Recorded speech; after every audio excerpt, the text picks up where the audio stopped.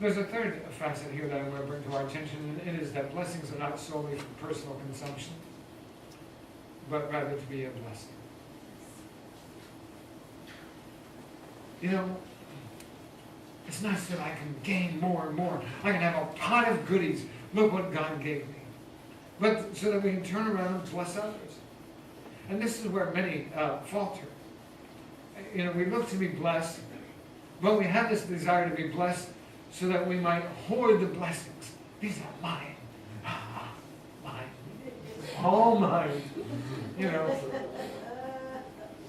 So that we might hoard them, that we might have them for ourselves, as if we've forgotten where they've come from and the abundance of heaven that holds even more blessings. We kind of store them up, that these are the things that God has given to me, and if I somehow give them away to somebody else, then I won't have anything. You know, we say with our mouths, you can't outgive God, but by our actions, we act like if we give anything away, we'll be in need.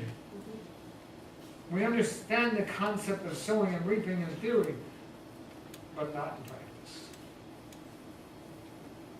Understand two things. Everything God gives us, we must hold loosely so that we can bless others by it. I can't hold it too tightly. I must hold it loosely so I can bless others. Only as we receive in order to bless others will we fully see the blessed life in operation. When God just uses it to flow through me, when God pours it into my life so that I might pass it on, that's when I see the blessed life. The concept that Jesus promoted was radical, but it was a kingdom concept. He says, freely you have received, freely give. The second thing we should understand is that the blessed life is not about stuff. The truth is, it's the person who dies with the most toys does not win. It's not about stuff. The truth is, you can fill your house with stuff and still feel empty. You can accumulate things and not feel fulfilled. You can have wealth and possessions and not be living the blessed life. All of that disappears in a heartbeat. I had the opportunity yesterday to go view a home. Sits on 5 acres of land up in the Pearson area. And I walked into it was a mobile home, and I walked into the double-wide mobile home. And all the furniture, clothing, all the things that these people had accumulated still sits there. Now it had been ransacked, and people had broken in and messed things around, so it wasn't in a clean, nice site. Pictures are still there, food's left. They had obviously lost in a bankruptcy or foreclosure of some sort. As I walked through that house, I was thinking, how does it get to this? How does it come to a place where there's a happy life? All of a sudden, a blessed life. Husband, wife, children, 5 acres of land, all the things and then you walk away as if you were just plucked off the face of the earth and time stands still. It just shows me that all the possessions in the world don't mean that you're living the blessed life. Amen. So quickly it disappears. It just disintegrates.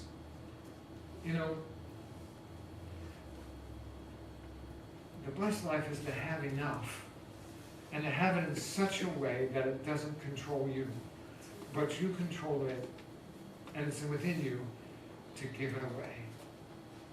The trap is in thinking, well, if I give it away, I won't have anything anymore. I just won't have anything anymore. And that's not the case. And I say it's not the case because is God limited in his riches? Does God have a storehouse of goods that when they're gone, they're no more, it's run out? I mean, is anything that comes from God ever out of stock or back ordered? Ever call the warehouse and say, I'm sorry, I've got to wait till China manufactures some more of that stuff? No, when it comes to God, there's no lack in God's kingdom. There's no such thing as running out. And so what we find is that, God is not in short supply. In fact, what we learn through the scriptures is that God is a multiplier. Do you remember the account of Hezekiah when he was sick? He's about to die, in fact. And God spoke to him through the prophet who told him to get his house in order, get his affairs in order, because his death was imminent. But Hezekiah goes before God and reminds God how he had served him diligently, how he had done everything God had asked him to do, how he had been faithful, and he reminded God how diligently his life had been before God. And God changed his mind and added 15 years to Hezekiah's life.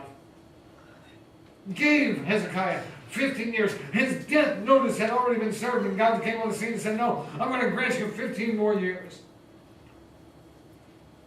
That's God's favor. And that's God's favor in abundance.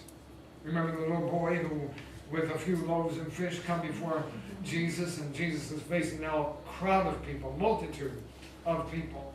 And this little lunch that this boy brings, this loaves and fish, represent his daily food, all that he was going to take in for that day. All that he had to eat that day was represented in those few loaves and those few fish. But he gave them.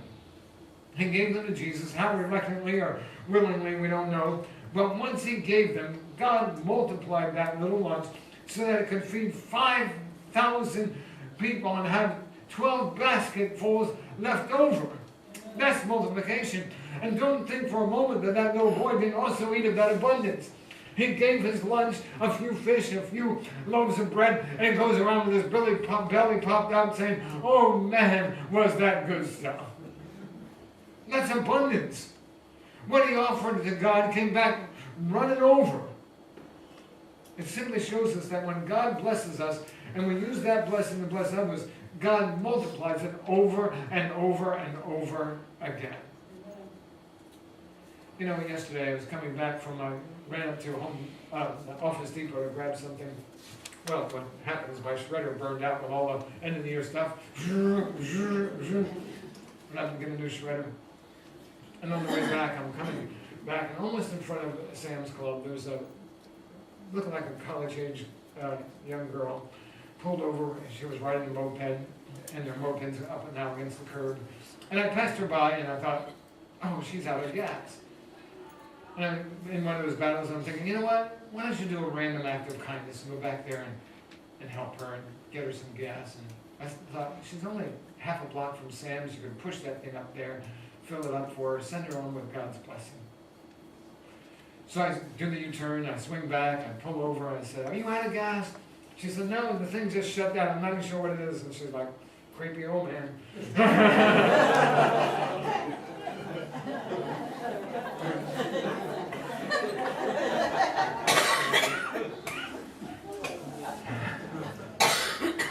She said,